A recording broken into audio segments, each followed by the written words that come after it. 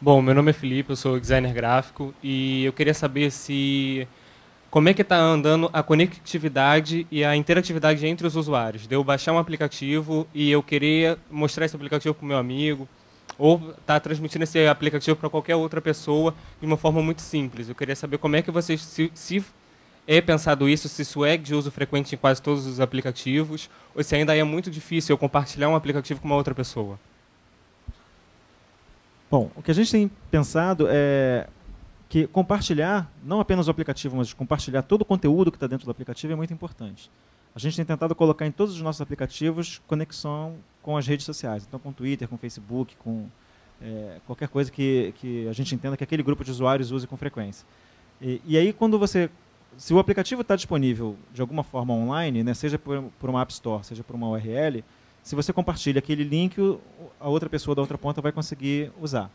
E aí fica muito interessante quando você quer compartilhar com muita gente, usar a plataforma que o Amuri estava falando, porque se eu estou usando iPhone, mas você está usando Android ou o outro está usando BlackBerry, né, o aplicativo só existe para iPhone, não existe para as outras plataformas, o cara dançou. Né? Ele até consegue pegar aquele conteúdo via rede social, mas ele não vai conseguir baixar o aplicativo propriamente. Então, esse tipo de conteúdo que você quer realmente que se espalhe para muita gente, eu acho que essa solução web é muito bacana, principalmente se o usuário puder ficar conectado, só usar o aplicativo quando estiver conectado. Agora, a importância de usar as redes sociais é gigante, né? É assim que você vai conseguir fazer com que o aplicativo fique conhecido. Então, você ter a ferramenta, ter a possibilidade de divulgar isso dentro do aplicativo, eu acho que é fundamental. Eu acho que também, no caso, por exemplo, de iPhone, você não tem como fazer compartilhamento de aplicativo. É mais o conteúdo, como o Márcio falou, 100% rede social. No caso do Android, seria uma alternativa ruim, mas você anexar aplicativos e compartilhar por eles por e-mail ou servidores em storage online, mas não existe isso digamos, essa tecnologia de replicação que você falou. Por algumas questões. Uma delas seria a própria segurança de pagamento, né? Assim, eu não quero abrir a pirataria do aplicativo, então as histórias são realmente fechadas. E outra por uma própria questão de que você não pode sair mandando qualquer arquivo, porque o meu arquivo, se eu for um cara com má intenção, pode ser um arquivo de aplicação infectado. Né? A gente voltaria para aquele esquema. Você passa arquivos exe no seu trabalho com aplicativos para as pessoas, entendeu? As empresas começariam a bloquear isso, os arquivos seriam grandes demais para ser passados. Então, compartilhamento, replicação de aplicativo, não sei se foi isso que você tinha falado, assim, de como aumentar replicar isso para as outras pessoas, ainda não acontece. No caso da web, poderia acontecer. Recomende esse aplicativo para alguém. A pessoa recebe seja um SMS, seja um e-mail, seja qualquer coisa, acessou no mobile, já abre direto o app, porque ele já está na web. No caso da web, funcionaria. Pense no aplicativo para mobile, no web mobile, no aplicativo, no web app. Pense nele como um link da internet. É tão fácil quanto o link. Você vai digitar www.nomedoaplicativo.com. E ele vai abrir e vai se transformar num app, vai fazer uma coisinha mais bonitinha, dependendo de cada aparelho.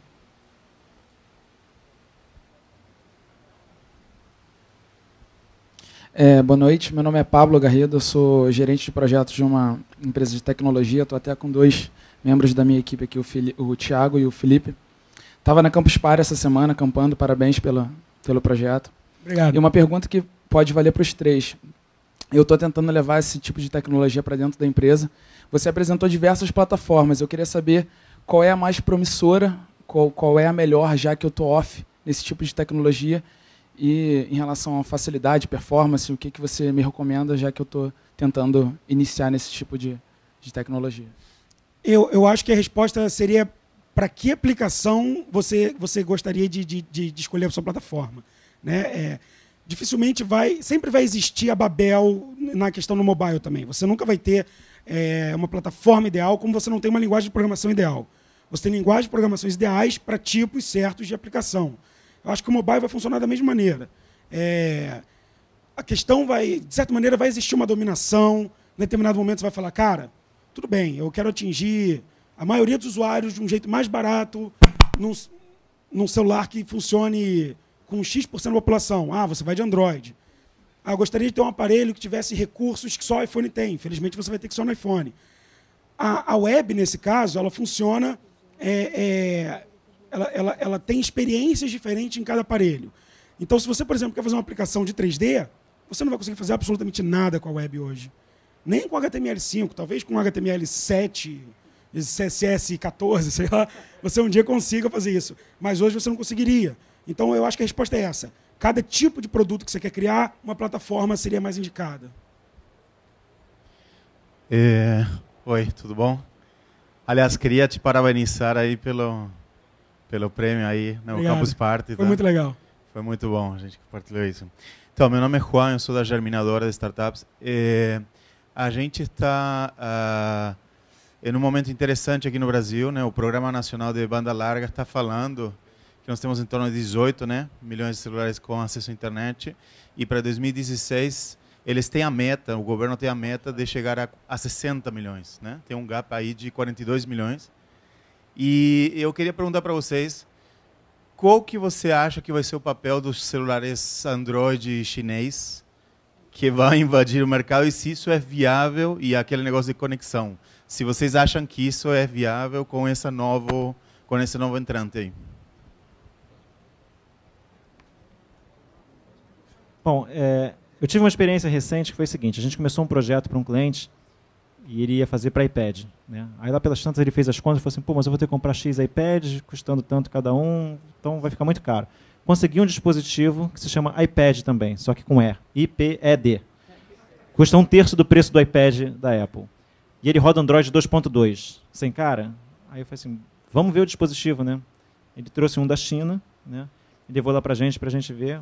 Roda o Android direitinho, 2.2, o aparelho um pouquinho menor, cheio de botão, que é estranho, mas... E aí a gente fez um teste, né? Desenvolvemos um protótipo para rodar no aparelho. E aí entregamos para o cara, falou, olha, tá aqui, tem essa alimentação. Aí o cara falou assim, pô, mas é isso aqui que vai ficar na mão do meu cliente? Né? Porque é para colocar em umas lojas para o cliente poder manusear um catálogo, né? Aí ele falou assim, pô, vai pegar tão mal para minha marca isso, né? Eu não quero fazer não. Então, na verdade, todo mundo quer economizar, mas depende do seu objetivo. Se você precisa realmente fazer uma coisa barata, a gente está falando de uma solução de governo, a gente está falando de alguma coisa ligada à saúde, não precisa ser bonitinho. Para que pagar 3 vezes mais? Vamos lá no chinês e resolve o problema. O problema da gente ir no Android e no chinês é que o Android, ao contrário do que muita gente pensa, não é uma plataforma sozinha.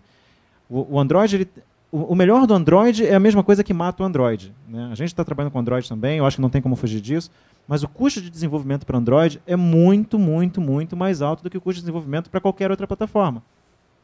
Por quê? Fazer para BlackBerry, eu tenho, sei lá, 10 dispositivos que eu vou ter que testar. Né? Fazer para iPhone, eu vou testar em 2 dispositivos.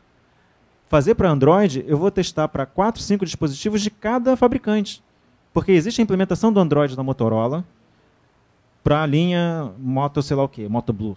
Tem a outra implementação da própria Motorola para uma outra linha de aparelhos. Depois uma outra implementação da própria Motorola para uma outra linha de aparelhos. E um aparelho que veio com Android 1.6, ele não faz upgrade para o Android 2.2.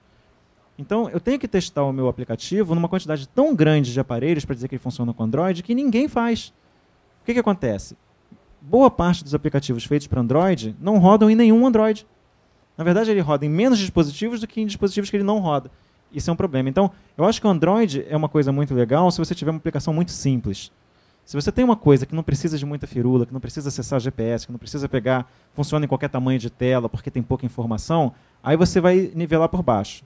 Você vai fazer uma coisa que funcione em quase qualquer Android. Não existe como você garantir que vai funcionar em qualquer aparelho, mas vai funcionar em quase qualquer aparelho.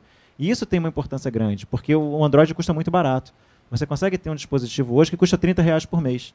Um smartphone que tem Wi-Fi, que tem GPS, que tem Bluetooth, que tem um montão de coisa, que roda Android, que roda mídia rica e que custa R$30 por mês. Isso não tem preço. Quer dizer, tem preço, R$30 por mês. Mas para você popularizar a informação, isso é muito legal. E aí, se você consegue botar nesse aparelho uma solução web, melhor ainda, porque o cara está conectado via Wi-Fi em um montão de lugar hoje em dia. Né? Então, o Android eu acho que tem um papel importantíssimo na popularização dos smartphones, por ele ser muito barato, mas ele não vai atender qualquer tipo de coisa. Né? Para as aplicações mais sofisticadas, você vai ter um tipo de Android, que aí você vai ter lá o Android X da Motorola, o Android Y da HTC, o Android Z da Sony Ericsson, que vai servir. E aí você tem alguns modelos específicos de aparelho. Então a gente vai voltar um pouquinho no tempo com aquela coisa de saber qual é o dispositivo exato que você vai usar. Agora, para algumas aplicações simples, o Android vai ser show de bola, ele vai resolver qualquer coisa.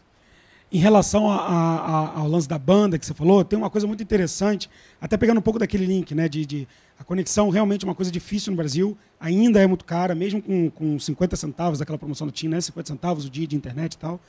Mas já tem algumas coisas muito interessantes de conectividade, principalmente tem uma empresa que está fazendo um negócio maravilhoso.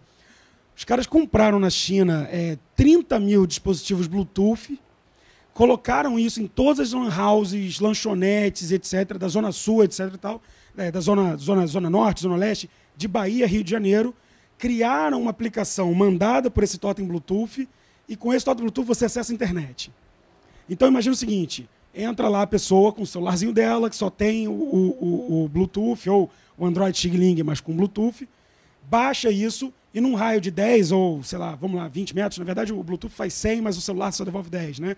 Num raio de 10 metros, ou dentro da lan house, ele tem acesso à internet de graça. Como que você paga isso? Com o Ed dentro desse aplicativo. Os caras já investiram mais de 1,5 milhão, a solução é fantástica, estão recebendo aporte do governo agora para continuar a solução. Mas a ideia é o seguinte, estou fazendo Wi-Fi, estou fazendo WiMAX, estou fazendo conexão local, estou fazendo uma conexão Bluetooth, a tendência é que a gente esteja cada vez mais abraçando essa coisa de estar sempre conectado. Eu acho que o caminho é esse. Falta um bocado, mas tem um monte de iniciativa que está ajudando a gente a se conectar.